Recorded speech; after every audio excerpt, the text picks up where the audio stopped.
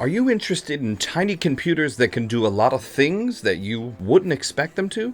This is the Raspberry Pi 5, and it does a lot more. Killing me with questions, sorry I can't answer any of them. 부자신 줄 about you more because I'm dealing with a little bit of worry, some panic and overthinking. 내 안에 시끄러운 잡은 소리밖에 안 들려. So today we are talking about the Raspberry Pi 5. It has a lot of new features, and you can use this to do tons and tons of projects. But today we're going to be mainly looking at what it can do software-wise with emulation. While emulation is great, we are giving another handheld away down in the comment section below. All you need to do to win this is to be subscribed. So let's check out the hardware. So here we have the Raspberry Pi 5 with 8 gigs of RAM on it. It's designed and made in the UK, and it has 2 micro HDMI ports, 2 USB 3.0 ports, 2 USB 2.0 ports, 2 4-lane connectors for camera or display peripherals, a gigabit Ethernet port, Wi-Fi, Bluetooth 5, it's PoE compatible, PCI expansion connector that you need an adapter for, and it recommends a 5-volt 5-amp connection to a USB-C so that you can power this thing. Now this thing is pretty bare bones by itself, so I recommend either picking up a case with possibly even a fan if you want to do a smidgen of overclocking. For your basic computing needs, web browsing, file stuff,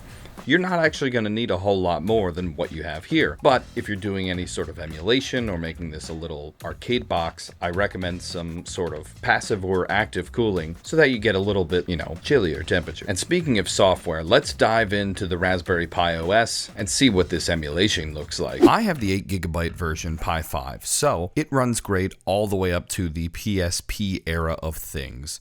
So that includes Game Boy, Game Boy Advance, N64, Dreamcast, and game systems below those systems. Now, I was also able to get some GameCube games running, in addition to a few PS2 games running. PSP, the regular PS1 plays totally fine, and some Wii games. These are kind of all caveats. These all don't run perfectly. So it's going to be hit or miss with some of the games in the GameCube library, same thing with Wii and PS2. Now, some fun things I was able to do was I was able to get game streaming working on this in addition to playing some Android games, in addition to Pico 8 games. Now, I was able to get Android running on this as well, and with Android, we're able to have some more optimized apps for this device. So not just running something on a web browser, but actually being able to install like Xbox Game Pass or Dolphin Emulator. Now, having Android installed on this means it's not really a desktop environment, so it's going to be a little bit different if you're going to be running it on the desktop version versus the Android version. I had success with both of these with plenty of titles, but when you're talking about sheer compatibility, Raspberry Pi's own OS that they made for this device is the largest use case you're going to be able to get out of this. That's basically a desktop computer where when we had Android involved, you have to do workarounds for things like to move the volume up and down and be able to click around with the mouse and keyboard. It didn't really work totally well. If you're looking for something that just loads up and plays one thing, maybe, that might be an idea. Plus, you have to get it activated through the Google Store, and it was a pain in the butt. In addition to emulation,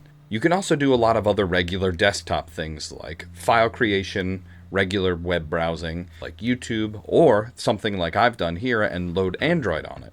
And you're able to go with and use and download Android apps after you register it, because it's a pain in the butt. You gotta make sure this thing is able to be registered. It does work, and it gets some stuff done in addition to tons of other projects. Because of the GPIO pins, you're able to program this to do things with buttons and switches and whatever you want to wire up to these GPIO pins, in addition to DIY projects like I'm trying to make a smart mirror right now with mine so that I can have an interactive movie poster. And there are tons of different projects online on Raspberry Pi's website, in addition to tons on YouTube. This is a very cool little device, and if you're looking for something that's a single board computer that can get a lot of little projects done, and you're looking to do some learning on how maybe Python works or any sort of coding, it's definitely recommend picking up.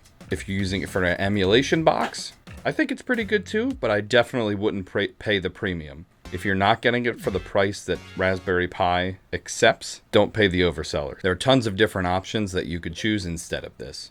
And if you're looking for any sort of other computing devices, check out these videos, because there's tons of options here. Just give them a click. They smell regular. They're not made out of pie, but they could be. We could make a pie. But don't forget, they're not currently pie. That's all I got.